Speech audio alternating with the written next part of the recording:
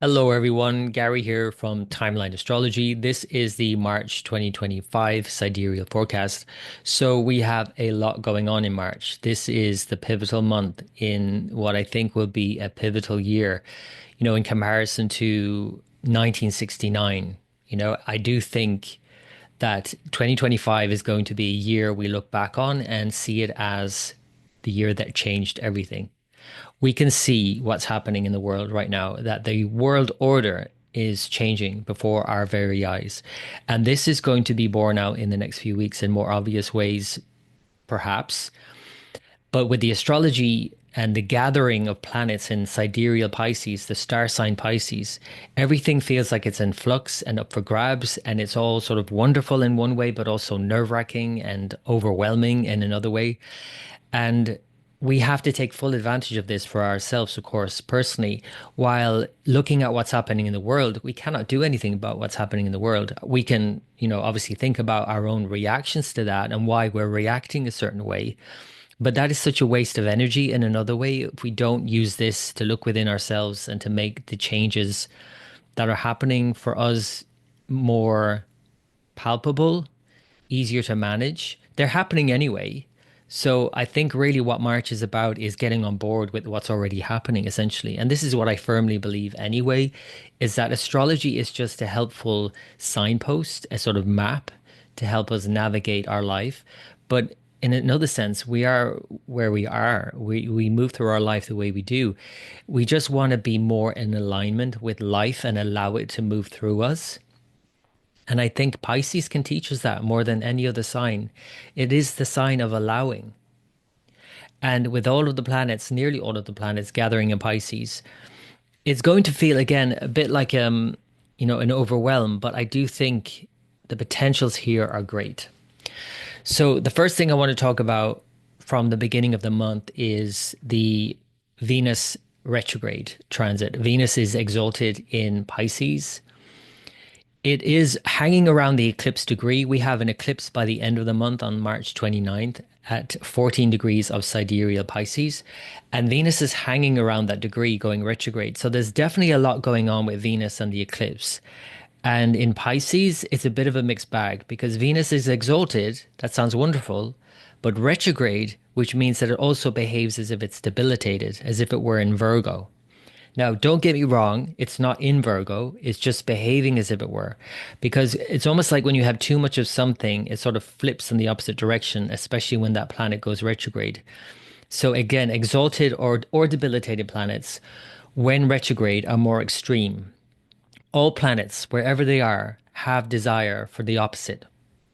And when they go retrograde, intensifies essentially. So when Venus is exalted, there's an intense need, a desire to bring all of those big ideas and ideals down to earth in Virgo. And it's sometimes maybe over the top idealistic in Pisces and wants to just go with whatever's happening and just go with the flow, as they say. But when it goes retrograde, it kind of hits a snag in March. And we have to kind of think about how are we going to implement those big ideas and ideals in our life. And especially with Venus conjunct Neptune and Rahu, and coming back to a conjunction with these by March and into April, it's going to feel like we have a lot of ideals that are potentially illusionary, that's Neptune, or even a delusion, that's Rahu, the North Node. And it's going to be made clear to us eventually, of course, which is which. Now, this is the downer in a way. This is when Venus exalted and retrograde feels like a bit of a bum note because it's all well and good to have these kind of big dreams and ideals in our mind and to live the fantasy. But when we're actually asked to explain exactly how we're going to see that through, or is that actually real, or are you actually deluding yourself? It really drops the mood essentially, and the mood could easily drop in March because of this, and relationships could sour. Now, this could be individual relationships, interpersonal relationships in your own life, or relationships on the world stage, as in terms of diplomacy. This is obviously crucial at a critical juncture in what's happening in the world right now as a new world order is forming. and reforming, right? So this Venus retrograde is going to be complex for sure. And I think Venus comes off worse in a sense. Again, that means for you personally, likely in relation to whatever Venus rules, of course, the mood is going to drop. And of course, whatever the sign Pisces itself represents. The other thing that's happening is that, and this is again always a bit of a downer every year, is that the Sun and Saturn are coming together by degree, exact degree, by the 12th of March. Now, this is also a bit of a wet blanket in a way because the sun is our light. It's our confidence and our assuredness in our ability to do whatever. It's our autonomy, our authority. I can do this. I've got this kind of thing. That's the sun. Saturn is opposite to that. It's our weaknesses, it's our doubts, it's our fears and insecurities. And you put them both together and they kind of have to struggle, with each other. So we need both, of course, because with the sun on its own, you might think you're all that, but you might not have the ability to do anything. You might just think you're great. Well, you might not be. Saturn, questions everything. It's the doubting Thomas. And there's a part of us that sort of thinks, well, I don't know, can I do this? I'm not sure. And other people might question us too. Saturn is very much about people questioning us and especially in Aquarius. These two are coming together in Aquarius. So it's like, oh, you think you're all that? Well, show us. Really. And it's not just about also what you think or whatever you want. That's Leo. I would love to do this. Yeah, that's wonderful for you. That's Leo. But what about Aquarius? What about everybody else? What is the impact that your desires has on everybody else? And so, in a sense, Aquarius comes out stronger and Saturn is stronger in Aquarius than the sun. But the issue here is that Saturn itself is combust, it's too close to the sun, so it's not visible. So it's weakened in another sense, in an outward sense at least. In other words, Saturn, the structures, the work ethic, the ability to be, take responsibility and commit to and stick with something for the long haul, no matter how you feel about it. Even if you don't feel very confident about something, you're just going to keep going. But with Saturn now invisible from our perspective, we might not be able to see that. We might doubt even more our ability to see that thing through. So in a way, both of them are coming off not ideal. It's not ideal for the sun. It's as far away from its sign Leo as it can be. And so that's not good for, again, our own sense of authority and ability. And it's not good for Saturn because we cannot see the structures, the long-term goal being played out. Aquarius is very much about our big ambitions. And when we don't see them pan out the way we had envisioned, and with all these big fantasies and dreams that we've got going on anyway, because of Pisces and Venus, it's a bit of a downer. And we have to be mindful of that at this juncture, especially by mid-month. And then to complicate it even further, by the 15th of March, Mercury goes retrograde. And it's retrograde in the middle of Pisces, where the eclipse is happening by the end of the month. So it's triggering this eclipse again. So it means that it's triggering so much insecurity and so much mind-boggling stuff going on and so much change happening fundamentally and practically that we're likely to feel overwhelmed by everything that's happening and question everything and wonder how we're going to implement whatever it is that we are, again, wishing to implement. However, there is a silver lining here, and that is Mercury is in Pisces, where it is debilitated. And by degree, at the very center of Pisces, Mercury stations on the 15th of March at 15 degrees. So it's easy to remember. The 15th of March, Mercury stations at 15 degrees, and 15 degrees is Mercury's exact degree of debilitation in Pisces. The silver lining is that when it goes retrograde, unlike Venus, it behaves as if it's strong, as if it's exalted in the opposite sign, Virgo.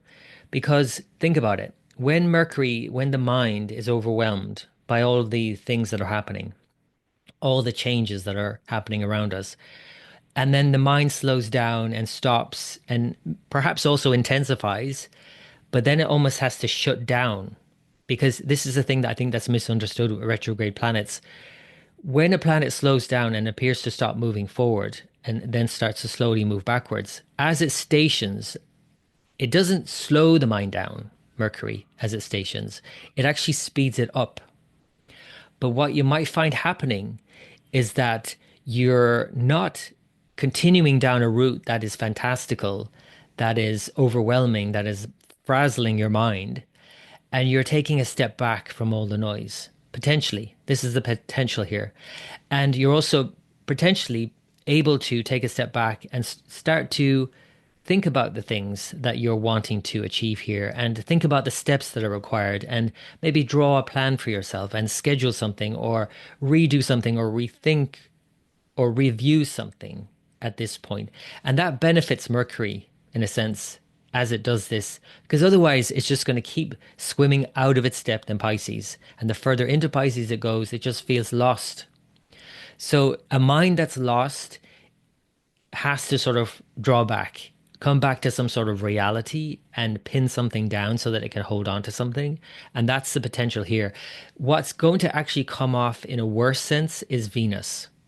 Because Venus, although exalted, retrograde, again, it behaves as if it's debilitated, and the mood is likely to drop when you're questioned about what you're doing, what fantastical idea you have been entertaining for some time now, or you just question yourself and you think long and hard about it and you realize, oh, maybe this is just a fantasy and maybe it's not a reality. You're likely to have this sense of the mood dropping. And together with the Saturn Sun combination, along with all of this, it might feel again like a bit of a damp squid, to be honest with you.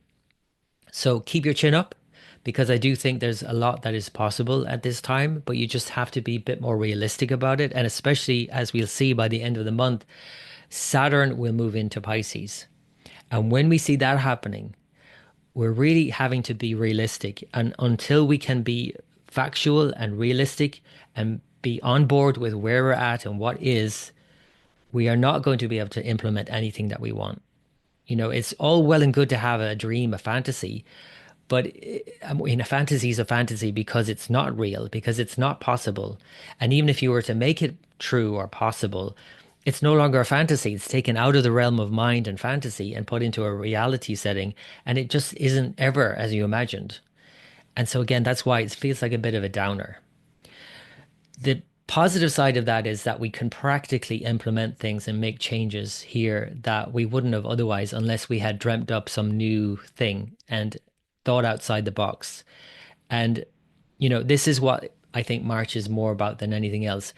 It would be such a shame if you spent the whole month and this whole period moving forward in looking at what's going on in the world around you and all the many changes that are happening in the world, because it's really the energy is asking us all individually to make some changes.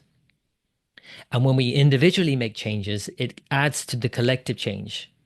But instead of that, if you just to look at what's going on around you and you feel sort of paralyzed by that, by the big changes, the sweeping changes that are happening in the world, you're not adding to anything. You can only do what you can do for yourself.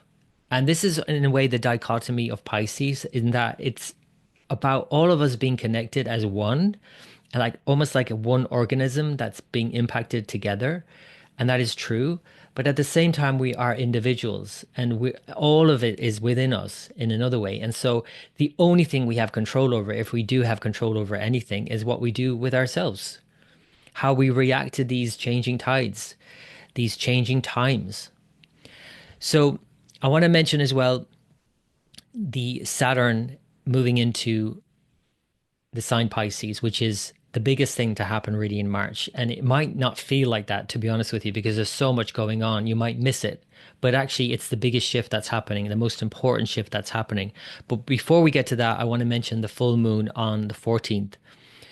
So the full moon is at the very last degree of Leo, opposite the Sun and Saturn, again, who have come together by degree. And so, again, this full moon, which is an eclipse, a total lunar eclipse in Leo, the Sun sign, with the Sun exactly conjoined Saturn in the opposite sign, Aquarius, feels like such a pivotal moment that it would likely change everything. And again, in relation to more obviously, I think leaders around the world and people protesting against leaders, pushing back against leaders, in a general way. Again, thinking about it for ourselves personally, how do we draw this into our own experience to do something with this energy? We need to think about our own autonomy, our own energy and vitality, and how we can, in a way, disperse that to affect other people in a more positive way for this full moon. And I think dispersion of energy is going to be an important theme here for sure. As for the full moon, because the full moon is at the very last degree of Leo, it means that the day after, the sun and moon both change. So the sun then moves into Pisces. And then it's getting involved with the eclipses. It's conjoining Rahu, then conjoining Neptune in the days following it, moving into Pisces by mid-month. And everything is starting to change in a really more dramatic fashion at this point. We're heading into this eclipse window, as people say. There's 2 weeks between the total lunar eclipse on March 14th and the partial solar eclipse on March 29th. And I'm going to show you how this is all panning out if you're watching on the video version. And if you're not, you can just listen to this as we go through the end of the month, because if you can get a visual of it, it would be good for you to see this somewhere, how all of the planets, nearly all of them, are gathered in Pisces. And the planets that are not gathered in Pisces are in one way or the other implemented here. Because Jupiter is still exchanging with Venus in Pisces, so that's pulling that in. Mars is the only visible planet not directly impacted here, but because it's in Gemini, of course, and Mercury is retrograde in Pisces, it's pulling that in. So in a way, everything is focused on Pisces by the end of March. And then when we have this new moon and a partial solar eclipse on March 29th, again at 14 degrees of Pisces, with Saturn about to step in right after the eclipse, later on the same day, the 29th of March, everything is pivoting around this into Pisces. So this is a whole reset for not just the year, because every year the new moon in Pisces in the Vedic calendar is a new lunar year. So it resets the whole year and shows themes for the year ahead. Because this is an eclipse and a new year, it means that all of the year is a big year of change and more change than usual. And because all of the planets are gathered here, including the Venus and Mercury retrogrades, and conjoined, very closely conjoined, Rahu, the North Node, which is creating the eclipse, and Neptune, and then Saturn moving in, on the cusp of moving in, it feels everything is destabilized at this point and for the next year. It's a very destabilizing, changing year. A lot of things are going to end, and including, again, like I said, it's not too dramatic to say the world order is ending and something new has to replace it. And again, that's likely to freak a lot of people out, and rightly so. But again, if we don't use that individually to take charge of our lives in a way to take responsibility for our lives and our astrology, our individual way of dealing with all of these changing tides, we are losing an opportunity here.